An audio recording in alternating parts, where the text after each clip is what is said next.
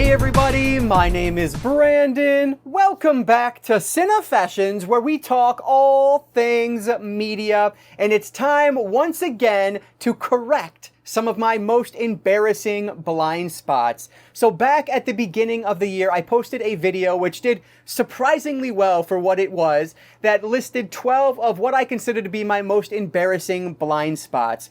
Up until this point, I was halfway through. Well, I have watched 3 more from that series, or from that video rather, and so I'm ready to share my thoughts on them. And once I get through these, that means there's only 3 left, which is awesome. So hopefully I'm going to actually meet this goal by the end of the year. But today we are going to be talking about 3 different films: A Clockwork Orange, The Incredibles, and then this big hunkin' box set here, well, one of the films from this box set, Episode 8, The Last Jedi. So let's not waste any more time at all. Let's dive right into some more correcting of my most embarrassing blind spots. So as normal, I will go through these in the order I watched them. So first up, we have Stanley Kubrick's A Clockwork Orange from 1971. So this was a movie that I'll start off by putting my shame meter up here. I love most things I've seen from Kubrick, so I really wanted to see this one. It's not a horror film, but it's horror adjacent, I guess. And going into it, I thought it was straight up horror film, so I didn't really know. But I started this one years ago and just didn't finish it. I remember putting it on, watching about 15, 20 minutes of it. My mom was in the room and I said, yep, nope, I'm gonna pass on that one for now. And then I just never went back to it. So my shame meter on this one, I'm gonna put at a 6 out of 10, a little bit above average, but it's not an all-time classic by a lot of people's accounts, so that's why I put this one at a 6 out of 10. But with Clockwork Orange, though, we are following a group of 4 high school students, and you would definitely consider them a gang. At night, they go out and just raise hell, essentially. They do kind of the worst of the worst, whether it's attacking people, assaulting women, whatever it is, they are just doing some terrible things. And so they're very unlikable right from the start. But the main gang member here, and our main character, is played by Malcolm McDowell. I love Malcolm McDowell. I mean, who doesn't? He's an amazing actor, and he does such a great job with this. And the story itself, we are following really his character. He does something and he gets caught, so he gets sent to prison, and then he agrees to be a part of this experiment that essentially will make him sick if he starts thinking bad things, like he wants to assault somebody or he wants to attack somebody, get mad at somebody. It'll make him physically ill. And I don't know if you're going to consider that a spoiler or not, because it doesn't happen right at the beginning of the movie, but that's really what we're following here, is his whole character arc. And this is a weird one, almost right from the get-go. It almost feels a bit like a stage play in the way it's performed. I would say that the performances are a little elevated compared to what you would normally expect in a film, but that doesn't take away from it at all. I think that actually works really well. It's just the style that Kubrick is going for. Why is that? I'm not entirely sure. And I think that's my big thing with this is I'm not the brightest guy in the world. This really feels like a movie I need to rewatch, maybe a couple more times even, to fully comprehend exactly what Kubrick was going for here. But either way, I thought it was an interesting film. I almost feel a little bit like I do with 2001: A Space Odyssey, where I respect the movie more than I actually liked the movie. But I don't know that liking the film was really Kubrick's intention, to be quite frank. I think he was going for something very specific, and he does that really well. Now, whether or not you're going to like that is going to be completely up to you, but for my money, I liked the story. I liked following around Malcolm McDowell's character to figure out what in the heck was going to happen next with this guy, because he was just bizarre. Very weird guy, frankly. And there are some really interesting scenes toward the beginning of the film that he has with one of his teachers or his counselors, whatever it is. It is this almost erotic thing that's going on, which is very taboo and wrong, because obviously with his teacher being a person of authority, it's just not a relationship that should happen. Nor does our main character, Malcolm McDowell's character, want that to happen, I would argue. It's a very strange encounter between the two. But that one scene is kind of a microcosm of the entire movie as a whole. It is just bizarre. It is an odd movie. So this is one that I definitely am glad I've watched it now. Do I need to watch it again? Absolutely. Will I watch it again? I probably will. This has some amazing cinematography with it. I think Kubrick is just brilliant when it comes to how his films look. He does such a great job with that. So I love that aspect of it. I think the acting is great. Some of the things that specifically some of the female characters are asked to do are insane, but they do such a beautiful job with it. They do wonderful work. And so it's just, it's a weird movie that I don't think I quite comprehended 100%. I almost feel a little bit like when I watched Eraserhead, where one-time viewing of that movie is just not sufficient. And I kind of feel the same way with A Clockwork Orange. I could see myself really liking this more as time progresses, but I do like the story here. It has home invasion elements, which you guys know I'm a huge home invasion fan, so I really liked specific elements of this movie. Cinematography, the acting, the home invasion aspect to it, what is going to happen with this kid? Is he going to grow up? Is he going to die? Is he going to reform? What is this experiment that's going on here? So many weird aspects to this that I thought were interesting, but as a whole overall, it's just kind of weird. So I'm going to leave it there. It's a terrible review of the film, but that's kind of where my thoughts are with this one. So I am going to give A Clockwork Orange from 1971 3 out of 5 stars. So as incredible as the cover art was for A Clockwork Orange, we're going to move over to some terrible cover art with The Incredibles. Now, this is not the only way to own this, of course. Obviously, it's available on 4K and whatnot as well, but the version I happened to find when I was at Disc Replay a while back is just awful. But that said, this is The Incredibles from 2004, directed by Brad Bird. Now, talking about my shame meter on this one, I think it would be relatively low, but as someone who's a giant fan of superhero films in general and animated films, I don't know how it took me so long to watch this movie, but I'm going to put my shame meter at about a 3 out of 10. Relatively low on the scale, but one I still definitely felt was a little bit embarrassing that I didn't get around to earlier. So with The Incredibles, we are following the story of a family of superheroes. In the beginning of the film, an event happens, and it makes the community turn against the superheroes. They are shunned by the community. So it almost felt like a story straight out of X-Men, which I thought was very interesting. So I was intrigued right from the start. The movie then jumps ahead a number of years, and we are following this family. Mr. Incredible is working this mundane job as an insurance salesperson. And so we're essentially going to follow his story mainly, because it's very obvious he still wants to be a superhero. He has a friend with him as well, and one night they are on essentially a stakeout because they want to try to fight crime any way that they can, and somebody else sees them. That pulls them into this whole ring of basically being a superhero again. And so it's a matter of, what's going to happen with that? How will the family respond to Mr. Incredible becoming a superhero again? And how will the community respond? That's essentially the story here. And I think it's interesting, and I think it's well done.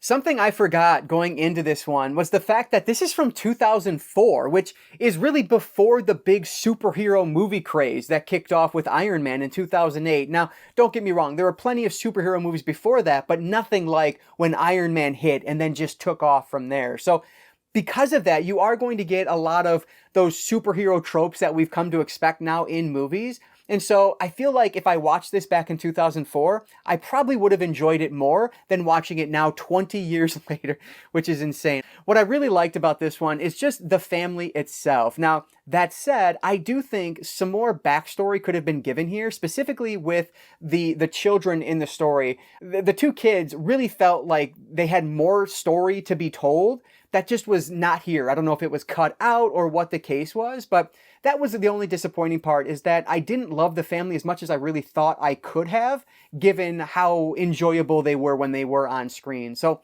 I think a little bit more backstory, a little bit more time spent with the family wouldn't have hurt in a movie like this, but obviously we're catering toward a family audience, and we're used to now superhero movies being 2.5 hours. This does not need to be that, but maybe an extra 5-10 minutes to really flesh out this family dynamic, I think would have helped the film quite a bit.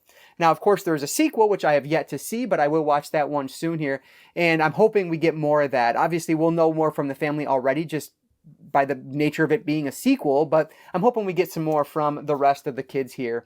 the story between the husband and wife, I think, is very interesting. It feels very domestic, which I think is good because it makes it more relatable, even though we are dealing with these superheroes. So I liked their dynamic together, and I was interested to see where things would progress with their relationship as the movie went on. I think the best way to describe The Incredibles is simply that it's a movie that lived up to my expectations, but it did nothing to exceed them in any way. It's a good film, but it's not quite what I was hoping it was going to be, I guess.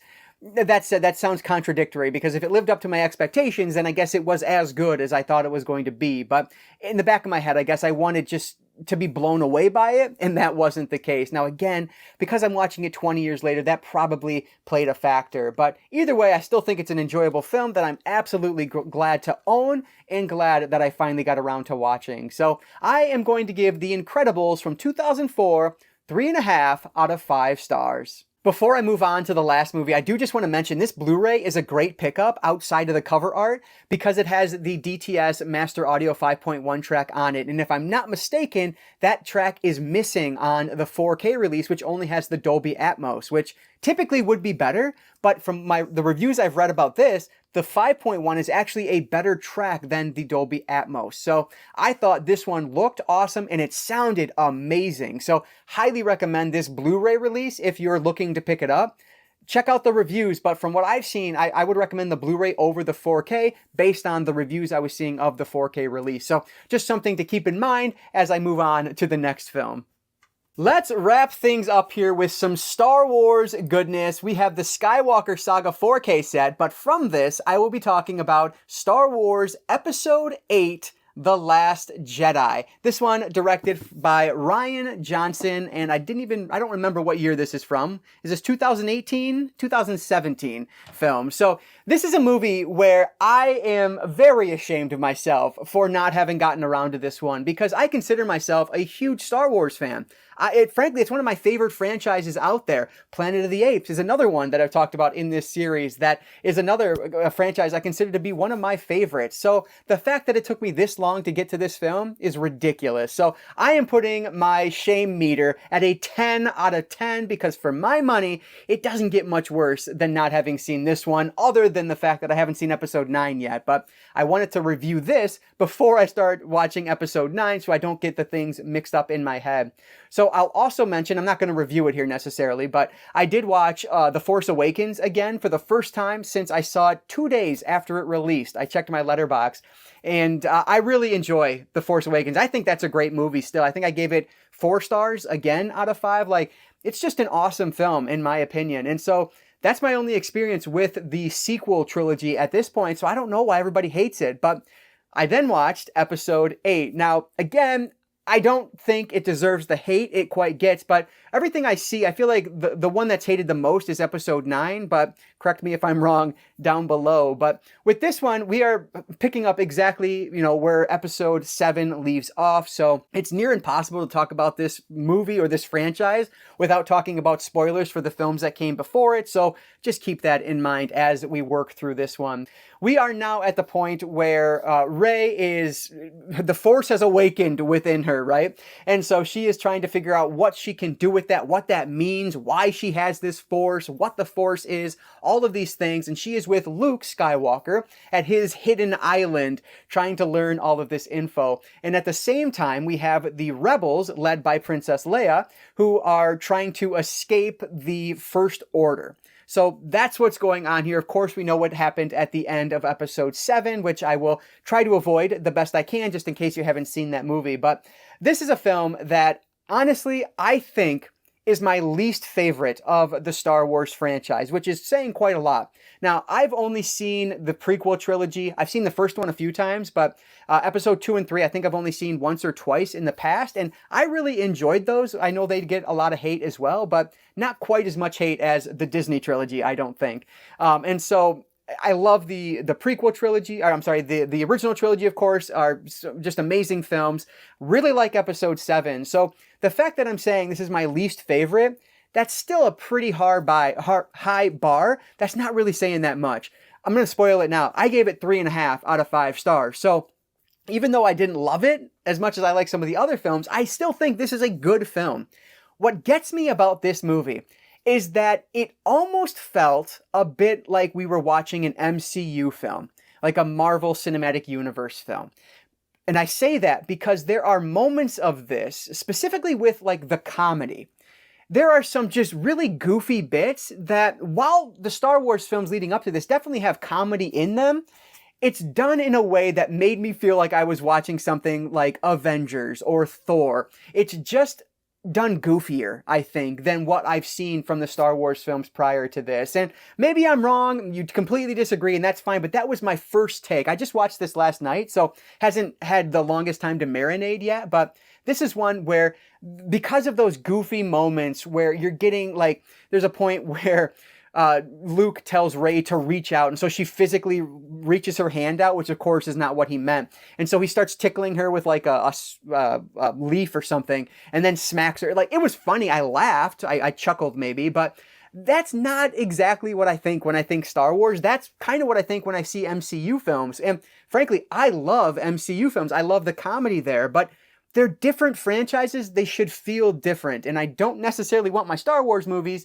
to feel like Disney-fied MCU films. So I get why some people say that the Disney trilogy is not the best. I see that in this one, though I didn't really see that in The Force Awakens. I definitely see that a little bit more here. So I'm very intrigued to look at episode 9, because again, I think that's the one that people dislike the most. But anyway, the other reason this one felt a little bit more MCU to me than Star Wars was how they were playing what is supposed to be the villain character of this, what I assume the entire trilogy, and that's Kylo Ren's character. At points, I thought things were going to go in a very interesting direction with Rey and Kylo Ren. That doesn't really happen here. Now, frankly, I don't know what's going to happen in episode 9, so maybe interesting things still will happen, but it really felt like there were moments where this film could have kind of taken the training wheels off and stopped feeling like the original trilogy, like it does right now, by doing some of these interesting things with these characters. But they don't go that route, which, again, I understand, right? This is all a big business. Rey is a very marketable character. And so you don't want to, I feel like the John Cena effect, right? You don't want to turn John Cena heel because he makes you millions of dollars as a good guy. Now, I'm not trying to compare John Cena to Rey, but I feel like the thought process is there. So when they're writing this, they probably want to be a little bit more safe. And I felt that safe while I was watching this. And I don't want my movies to feel safe like that. I want them to feel like anything can happen. And that just never really got that feeling with this one. And so that was a little bit disappointing. I thought if they just made a couple different choices, this one really would have stood out on its own, but they don't go that route. Now, I don't know what's going to happen next, but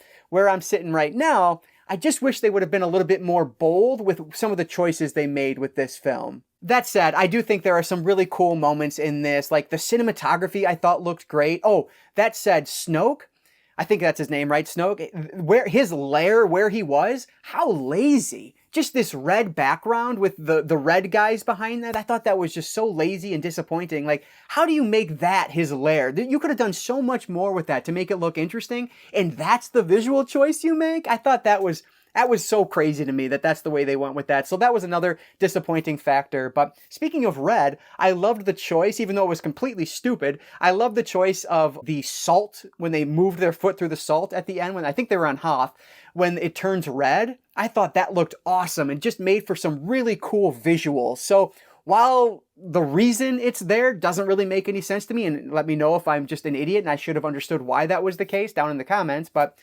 why it happened, I don't know, but because it did, it looked awesome. So I think that's more of just a cinematography choice than a story choice, but I think it worked really well because it made some of those sequences look really cool. I also love the story of Finn with the new character whose name I'm going to forget here as well, but them trying to find the person who was going to break into the First Order ship. Like, those were some really cool moments. You get some new creatures in this. I love Chewbacca playing around with those they look like flying guinea pigs. Another something I'd point to as like an MCU point, but I enjoyed it nonetheless. I just liked how we had interactions with them.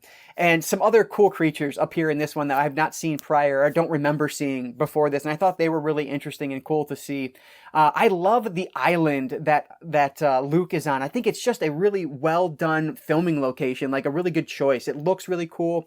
There are so many small things happening there that I think are great. So many aspects of this I really did enjoy, but the overall, it was fine. It's a good movie, but it's definitely my least favorite of this franchise to this point. So I will leave it there. Cannot wait to watch episode 9 now and see what all the hate is about, but hopefully I will like it as well. Hopefully 3.5 is as low as any Star Wars film will go, but we shall see. So I am going to give Star Wars Episode 8, The Last Jedi, 3.5 out of 5 stars.